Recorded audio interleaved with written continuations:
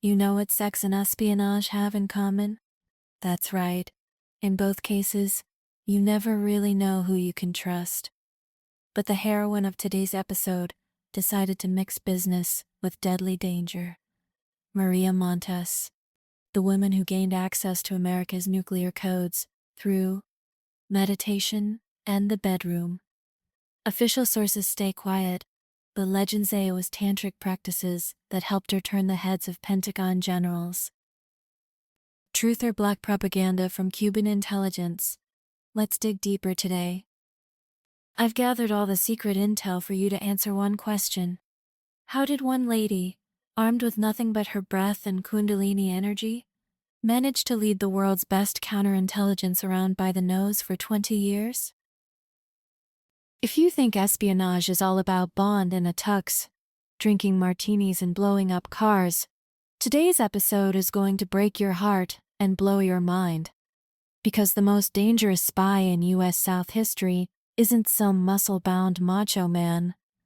It's a petite woman in thick-lensed glasses who loved Chinese takeout and hated her job.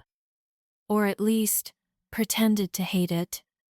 Her name is Ana Montes, codename Bluebird, title Queen of Cuba.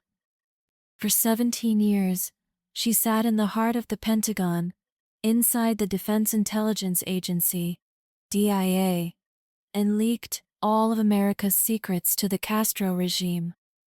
But the wildest part is how she did it. Rumor has it, an ancient ritual helped her. Tantra.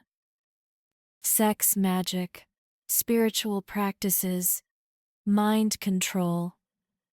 In reality, it's even crazier. There was no sex, just killers, cracked codes, betrayal by her own federal agent's sister, and one of the most tangled puzzles in FBI history. Ready to learn how an ordinary girl from the University of Virginia managed to fool the CIA, get Special Forces soldiers killed, and walk free 20 years later, still unbroken? Let's go. To understand Ana, we need to get inside her head. Without that, we'll never grasp why a rich, smart, successful girl would sign up for communist Cuba. Ana was born into the family of a psychiatrist. Her father, Alberto Montes, was a U.S. Army colonel and a hardcore Freudian psychotherapist. His favorite job? Digging through other people's trauma. At home, though, he created a living hell for his own kids. Picture this: a perfect suburban house, a military dad, a stay-at-home mom. But at night, there was brutal beatings. Not just spanking, vicious abuse. Ana and her siblings grew up in fear of this man, who, ironically, was supposed to heal minds. And this is where the first thread of the future spy gets woven. Psychologists will tell you, Ana hated authoritarian power. She saw her father as a tyrant in a white coat with a diploma. Later, she'd see the U.S. South government as the same kind of tyrant, only with missiles. She wanted to rebel. But for now, she studied, diligently, as a colonel's daughter should. Then she got into Johns Hopkins' elite School of Advanced International Studies, a CIA and diplomatic corps breeding ground. And that's where the fateful meeting happened. Picture a university cafeteria. Ana's sitting with a classmate. Her name is Marta Velasquez. Is Marta nice? Yes. Is Marta smart? Absolutely. Does Marta work for the U.S. South government? Yes, she works at USAID. But there's one tiny catch Ana didn't know yet. Ana was a career officer for Cuban intelligence, a mole, embedded in the U.S. South government. Marta started her hunt. She just asked questions. Ana, don't you think America is an evil empire? Ana, look at what the U.S. South is doing in Nicaragua. They're killing Sandinistas, and those are freedom fighters. And Ana took the bait. Hook, line, and sinker. Marta's real weapon wasn't money. Ana wasn't Grady. It was ideology. A lot of people betray for cash, but the ones who betray for an idea are the most dangerous, because you can't buy them or scare them. By 1984, before Ana Montes ever set foot inside the Pentagon, she'd already signed a secret oath with Cuban intelligence. She became a sleeper agent, a mole who would grow from inside the system. So, 1985, the Cold War is in full swing. Ana Montes interviews at the Defense Intelligence Agency, DIA. Can you imagine the screening process? Lie detectors, background checks, interrogations. But Anna's calm. Why? Because she's a true believer. She's not a spy in the classic sense, she's a missionary. She believed she was saving the world from American colonialism. She didn't need the Cubans to pay her millions, because she was already getting the real reward, the feeling of power and superiority over the people she hated. She starts her career. Her colleagues don't really like her. Why? She's a snob. She thinks she's smarter than everyone, but she's also a grinder. She works from dawn till dusk. Her bosses love her. Now that's a woman. Gold, pure gold. She quickly gets top secret clearance. She becomes the lead analyst for, take a guess, Cuba. Yeah, that's a slap in the face to logic. U.S. South Intelligence puts a Cuban agent in charge of Cuba analysis. That's like putting a fox in charge of the henhouse and then wondering where all the chickens went. She writes reports for the president, for the Joint Chiefs of Staff. She has access to cutting-edge surveillance tech, the names of CIA agents on the island, military operations plans. And this is where things get really interesting. Movies show spies going to post offices, picking up microfilm from hollow trees, using invisible ink. Ana Montes spat on cliches. She worked old school but with top-tier intelligence. How did she pass data? Cuban intelligence made contact through Chinese restaurants. Yep, regular old dim sum in Washington, D.C. She'd come in, sit down, and a friend would join her. Called a direct contact. No dead drops, no chemicals, just lunch with a colleague. But how to get classified documents out? Simple. Ana had a freakishly good memory. She was an analyst. She'd read dozens of documents a day and memorized them. She never took anything out of the building.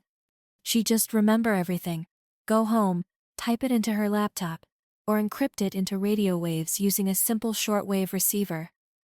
Her genius move, though, being an agent of influence.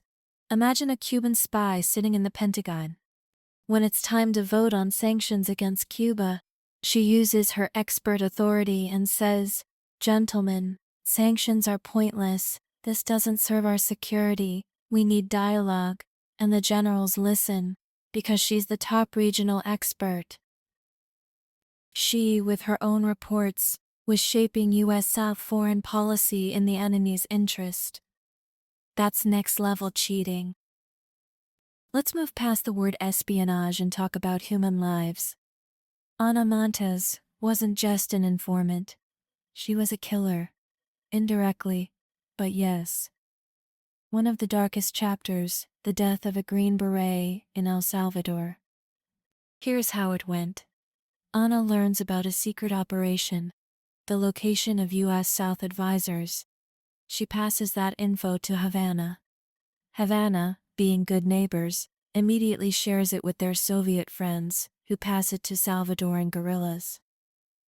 A few days later, a U.S. South helicopter gets shot down. Pilot's dead. Direct link? The FBI believes so. When questioned, Ana stayed silent or smiled. But that's not all. Ana also revealed the names of 4 or more covert CIA agents working undercover in Cuba. Picture these guys. 1. Codename Pigeon, opened a bike shop in Havana. He lived there for 5 years. Had a Cuban girlfriend, went to the beach, drank mojitos on weekends. And every night after closing his shop, he'd go to the government district and photograph military sites. Ana got his name from an internal DIA memo that said, "Caution, identifying marks of agent." She passed the name to Cuba. 3 days later, Pigeon disappeared, found in a car trunk a week later, or never found at all. How many were there? Estimates range from 4 to 12. Why did she do it? Some will say, she believed in communism, she was fighting the empire. But let's dig deeper. A real psychopath isn't someone who kills in war. War has clear motives, like defending your country. A psychopath is someone who kills their own colleagues, smiles at them in the cafeteria, has coffee with them, then goes and sends them to their deaths. Anna's Pentagon colleagues told FBI interrogators something chilling. Paraphrasing, she was weird. Once, a plane went down with our intelligence officers. We were all crying in the office. Anna just sat there reading the Cuban weather report. No emotion. Like a robot. Either her empathy center was switched off, or she'd trained it away with years of meditation so hard that she'd blocked out her conscience. And that brings us to the juiciest part. The Tantra myth that's all over YouTube. Why did people believe she used sex magic? Let me tell you. So, we've established Ana Montes worked for Cuba, not for money, not because someone blackmailed her with a nude photo. She was ideological. But let's look at her daily life, because that's where the epic fails and cool spy tricks live, and where the Tantra myth was born. What does a typical day look like for a woman spying on the Pentagon?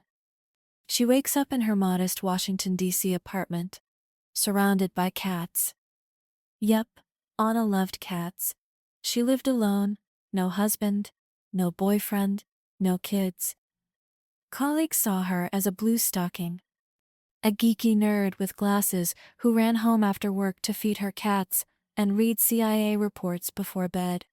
No nightclubs, no social scene. A quiet, introverted life. And that's where the sensationalists start drawing conclusions. She lives alone. She doesn't sleep with anyone. She must be into Tantra. She's got an altar in her apartment. Phalluses, mantras, sex energy, she directs at interrogating generals. Sounds sexy. It's total garbage. The truth, Ana was a homebody with an overachiever complex. In her free time, she meditated. Yes, meditated. But not to control enemies' minds, to keep her own anxiety in check. Imagine the stress level. You go to work every day, surrounded by enemies. There could be a bud from your own counterintelligence guys under your desk. If you start panicking, your pulse spikes, and a routine polygraph will catch it. So she learned breathing techniques. Plain old self-control. Those yoga and breathing sessions are what the yellow press later called tantric espionage. I even found the source of the hoax. In 2013, a tabloid wrote, "Female spy used Eastern practices to charm men." Then it got copy-pasted worldwide. The author saw the word meditates in an FBI report and thought, aha, voodoo. And that's how myths are born, folks. Let me tell you the real, most intimate detail of her spy life. Spoiler, 0 sex, 0.0. Ana used radio, good old shortwave. She arranged with the Cuban Center. Every night at exactly 7:15 p.m. local time, she'd turn on her computer and radio to a specific frequency. What did that look like physically? She'd sit on her bedroom floor, wearing headphones, amplifier tubes humming. She'd type a code into her Compaq, ancient laptop. The data converted into an audio signal, fast beeps, and a handler in Havana would catch those beeps. Where's the Tantra? Nowhere. It's boring and painful, but there is one detail that made her enemies sweat. Ana loved electronics. She built her own radios, and she came up with a genius blind spot method. She'd find times when the Pentagon had scheduled monitoring blackouts, weekends, lunch breaks, or when a thunderstorm created interference. She only transmitted during those windows. The FBI later admitted, "We knew for 5 years that someone in that area was bleeding radio signals, but we couldn't lock onto it. It drowned in noise and lightning. That's the mystique cracked." Not Tantra, just knowing the enemy's schedule and the weather forecast. How do you catch the perfect mole? The FBI couldn't have done it on their own. The US South got lucky. In the 1990s, the US South recruited a Russian SVR colonel named Alexander Pateyev, or one of his predecessors. The Russians handed over some Cold War archives. Inside was a file on someone codenamed Top Hat, their code for Ana Montes. The file said, "Agent works at the Pentagon, speaks Spanish, grandmother from Cuba, uses secret radio technique." That wasn't enough. But in 2001, an FBI analyst named Lapp was going through old radio intercept records. He noticed the spy went on air like clockwork, exactly when BIA officers were grabbing coffee. He thought, that's our guy. Next step, bug Anna's apartment. And this is where it turns into an X-Files comedy with a dash of farce. FBI agents broke into her place while she was at work. They searched for evidence and found heated socks, mountains of cat hair, Thai meditation cushions, and stacks of socialist literature. They planted bugs in her desk lamp. Problem: Ana was a paranoid tech head. She checked that lamp every morning, saw a tiny scratch on the plastic. She held the lamp to her ear. The bug ticked. There were 2 FBI agents in the room, and 4 cops outside the door. Ana took the lamp, carried it to the bathroom, and smashed it to pieces with a hammer, then flushed the remains down the toilet. The agents were stunned. They stood outside, hearing glass shatter and water run, physical evidence destroyed. The prosecutor took a risk and said, "Arrest her, even without the lamp." As they walked Ana past her Pentagon colleagues, whom she'd fooled for 18 years, she turned to her boss and calmly said, "I didn't do anything. This is Cuba's revenge for my hard-hitting analytical reports against them." Her boss said, "Ana, we have your correspondence." She smiled. "You can't prove a thing." The best part came in the courtroom. Prosecutors tried to squeeze a confession out of her, and that's when journalists, for the second time in this story, tried to float the Tantra angle again. A reporter asked Ana through her attorney, "Is it true you seduced high-ranking Pentagon officials using Eastern teachings?" Ana laughed. She said something I've memorized, paraphrasing. "Gentlemen, your professional paranoia is so deep you'd rather accuse a woman of using magic than admit your HR department hired a patriot of another country. I didn't need a bedroom. Your own stupidity and my memory were enough." She took full responsibility, said she hated imperialism. No names, no seduction techniques. The judge gave her 25 years, a long stretch.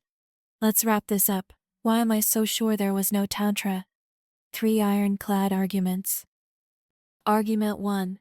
The men she supposedly hypnotized, Ana, was surrounded by generals who'd seen combat. If some women tried to put them in a sexual trance with ancient mantras during a nuclear security briefing, she'd be shown the door in 2 minutes. US South military officers are Puritans with cynical minds. They fear sex scandals more than Russian missiles. No witness in her case ever confirmed harassment or unusual behavior. They all said, she was like a computer, dry, precise, no chemistry. Argument 2. Intelligence priorities. Why would Cuba risk a super agent for bedroom fun? Their job was to get invasion plans and launch codes. If Ana started sleeping with colleagues, she'd attract jealous wives, polygraph questions about her sex life, and gossip. Golden rule of espionage: a spy with a lover is a dead spy. Ana was valuable precisely because she was asexual in her colleagues' eyes. Argument 3. Handler testimony. Whenever the CIA flipped Cuban agents, those defectors described their methods in detail. Not one, you hear me? Not one former Cuban intelligence officer ever mentioned Eastern esoteric practices. Their female agent playbook says, play the naive dummy, or the principled careerist. No tantra. So why does the myth stick? Because it's sexy. The average person doesn't want to read 600 pages about Huffman codes and radio protocols. They want to believe that if they buy a tantra course or master ancient geisha secrets, they too can control generals. Nope, buddy. Ana Montes beat the Pentagon not with her vagina or her chakras. She beat them with a bored stare. She was there for 17 years. Polite, invisible, punctual, ideological. She used the intellectual's ultimate weapon, knowledge. She knew the system's blind spots. She knew how to talk to get promoted, not fired. She knew how to keep her mouth shut. Tantra is a metaphor for her self-control. She truly mastered her body and breath so she wouldn't flinch when the polygraph zapped her. But that's not magic. That's athletics. Did Ana Montes die in prison? Nope. She was released early in 2023. Cuba welcomed her as a hero. The US South hates her guts. Hit like if you now know the difference between movie espionage and the real thing. That's all for today. See you in the next video.